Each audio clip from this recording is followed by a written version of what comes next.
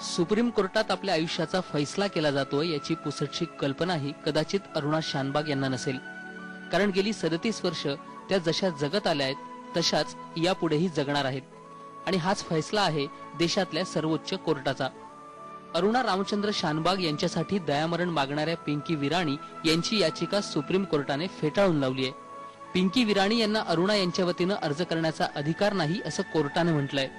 काय ग्राउंड्स आहेत एक्झॅक्टली आणि कशाच्या आधारावर फेटाळली आहे ते काय आता सध्या सांगू नाही शकणार, पण जो इश्यू आम्ही ह्याच्यात उठवला होता त्याच्यावर कोर्टाने एक फार महत्त्वपूर्ण हे दिलंय, जजमेंट दिलेली आहे।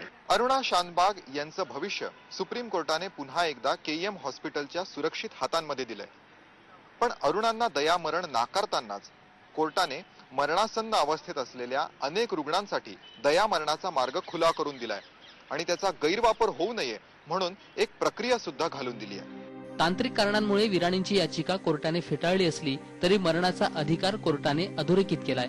काही विशिष्ट प्रकरणांमध्ये दयामरणाला परवानगी देण्याचा ऐतिहासिक निर्णय कोर्टाने दिला, पण त्यासाठी काही अटी घातल्या आहेत। न्यायमूर्ती मार्कंडेय काटजू आणि न्यायमूर्ती ज्ञानसुधा मिश्रा म्हणतात, ऍक्टिव्ह दयामरण म्हणजे एखाद्या धडधाकट व्यक्तीला विष देऊन विना यातना मारणं।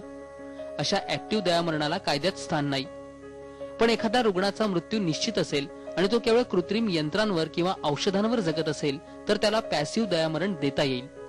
पॅसिव्ह दयामरण म्हणजे अशा रुग्णांना मिळणारी लाईफ सपोर्ट व्यवस्था काढून घेणं, पण पॅसिव्ह दयामरण देण्यासाठी डॉक्टरांची आणि हायकोर्टाची परवानगी मिळवणं आवश्यक असेल।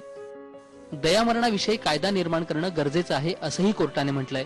तोपर्यंत कोर्टाचे निर्देश हे सर्वतोपरी असतील। व्हिडिओ जर्नलिस्ट कर्मवीर सोबत आशिष दीक्षित, IBN लोकमत, नवी दिल्ली।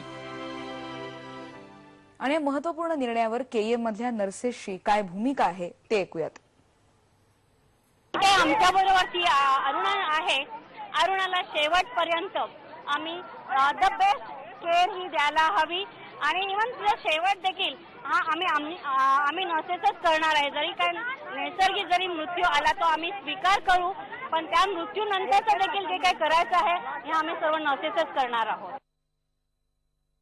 पिंकी विराणीला मला तरी काही वाटत नाही की त्यांनी तिथे येऊन यांच्यामध्ये इंटरफेअर करायला पाहिजे होतं। त्यांनी कधी येऊन कधी बघितलं का तिला कोण कसं हँडल करतंय? आम्हीच एक आमची फॅमिली मेंबर म्हणून आम्ही तिला आतापर्यंत आम्ही सगळ्यांनी मिळून बघितलेलं आहे, कारण मी स्टुडंट असतानापासूनच आम्ही तिला बघतो। त्यांना नॉनव्हेज हे खूप आवडतं अरुणाचं। आपला व्हेज दिलं तर त्या थुकून टाकतात, पण नॉनव्हेज त्या एवढ्या आवडीने खातात अजूनही आताच्या या क्षणापर्यंत। आणि मेन म्हणजे त्यांना गणपतीचे स्तोत्र वगैरे त्यांच्या रूम मध्ये लावलेले आहे, ते त्यांना पुष्कळ आवडतं। आणि उलट मला तरी बरंच वाटतं की न्यायालयाने जो काही निर्णय दिला आहे तो आमच्या बाजूनी दिलेला आहे। अरुणा शानबाग केईएम हॉस्पिटलमध्ये गेली 38 वर्ष आहेत। सध्या केईएमचे डीन आहेत डॉक्टर संजय ओक। त्यांच्या आधी 7 डीन बदललेत, पण सगळ्यांनीच अरुणाची विशेष काळजी घेतली। आजच्या निर्णयाचंही डॉक्टर ओक यांनी स्वागत केलंय। त्याचबरोबर सुप्रीम कोर्टानं पॅसिव्ह युथनेशियाबद्दल जे विचार मांडलेत ते पुढे नेण्यासाठी एक टास्क फोर्स नेमण्याचीही मागणी केंद्र सरकारकडे केली आहे। पॅसिव्ह युथनेशिया याच्यामध्ये काही गोष्टी, मग त्याच्यामध्ये प्राणरक्षक साधनं असतील, औषधं असतील, अन्न असेल, अँटीबायोटिक्स असतील, यांचा पुरवठा थांबवून रुग्णाला नैसर्गिक मृत्यूच्या जवळ अधिक वेगानं नेणं अशी ती संकल्पना आहे। पण मला विचाराल तर ही संकल्पना राबवताना सुद्धा आपल्याला खूप विचारानं पावलं टाकण्याची गरज आहे। मला असं वाटतं की सुप्रीम कोर्टानं आज दिलेल्या निर्णयाच्या अनुषंगानं एका टास्क फोर्सची निर्मिती व्हावी।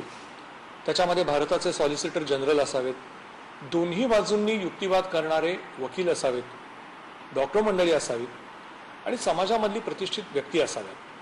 त्यांनी एकत्र येऊन विचार मंथन करून एक श्वेतपत्रिका तयार करावी आणि ज्याच्यावरती पुढे चर्चा होऊन शेवटी दोन्ही हाऊसेसमध्ये हे मान्य झाल्याशिवाय याच्या बाबतीत कायदा संमत करणं हे शक्य नाही। पण कुठेतरी आता याचा प्रारंभ होईल असं मला वाटतं।